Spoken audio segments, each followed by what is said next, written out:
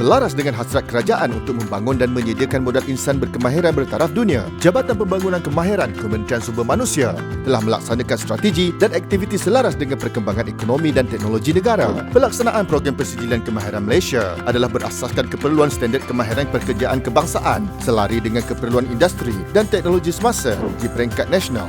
Untuk melaksanakan program Persijilan Kemahiran Malaysia ini, penyedia latihan kemahiran perlu mendapatkan pentauliahan bagi program yang dilaksanakan dan diiktiraf sebagai pusat bertauliah untuk menjalankan latihan kemahiran berdasarkan Akta Pembangunan Kemahiran Akta 652. Pentauliahan adalah satu prosedur di mana JPK menilai dan meluluskan sesuatu program latihan kemahiran di bawah Sistem Persijilan Kemahiran Malaysia atau SPKM bagi menjalankan program yang ditauliahkan di mana sijil dianugerahkan oleh JPK. Terdapat dua jenis pentauliahan yang dilaksanakan oleh pihak JPK, iaitu pertama, pentauliahan program melalui Sistem Latihan Program Bertauliah atau SLAP. Kedua, pentauliahan program bagi Sistem Latihan Dual Nasional atau SLDN. Bagi SLAP, kriteria pentauliahan adalah pertama, pemilikan penyedia latihan kemahiran telah ditubuhkan dan didaftarkan secara sah serta mempunyai keupayaan kewangan. Kedua, permis latihan mempunyai akses kepada permis bagi maksud menyediakan latihan dan penilaian. Ketiga, nama pusat bertauliah mencerminkan sebuah institusi latihan kemahiran. Keempat, kurikulum latihan mempunyai kurikulum latihan yang berasaskan NOS bagi tujuan latihan dan penilaian. Kelima, kemudahan fizikal menyediakan kemudahan latihan, peralatan dan teknologi bagi tujuan latihan dan penilaian. Keenam, personel pentauliahan mempunyai pekerja yang berkelayakan untuk dilantik sebagai personel pentauliahan.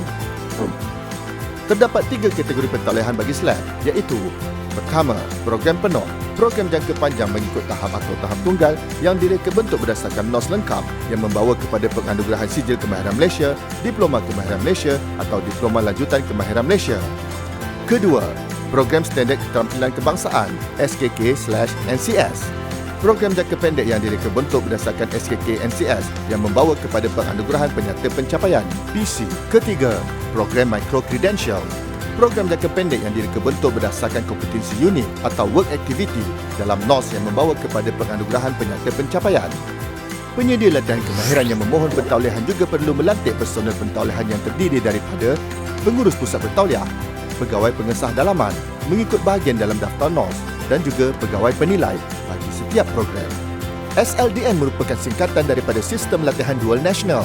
Dual bermaksud latihan di dalam dua situasi pembelajaran berbeza. Pertama, di tempat kerja sebenar atau syarikat yang merangkumi 70% latihan praktikal. Kedua, di pusat latihan yang merangkumi 30% pembelajaran teori. Terdapat tiga kategori pusat bertauliah, iaitu pusat latihan, syarikat, syarikat latihan dalaman. Kriteria pentauliahan SLDN pula adalah seperti berikut. Pertama, kurikulum telah ditauliahkan dengan program NOS. Kedua, kemudahan latihan mempunyai kemudahan dan peralatan lengkap dan memenuhi keperluan standard. Ketiga, personel mempunyai pekerja sepenuh masa untuk dilantik sebagai personel pentauliahan. Bergantung kepada kategori pusat bertauliah, pusat latihan dan syarikat yang memohon pentauliahan perlu melantik personel pentauliahan yang terdiri daripada pengurus pusat bertauliah, penyelaras, pengajar dan juga coach. JPK sememangnya sangat mengalu-alukan pusat latihan atau syarikat di dalam bidang kemahiran untuk memohon sebagai pusat bertauliah dan seterusnya bersama-sama memajukan bidang kemahiran di dalam negara ini. Layari www.dsd.gov.my untuk maklumat lanjut.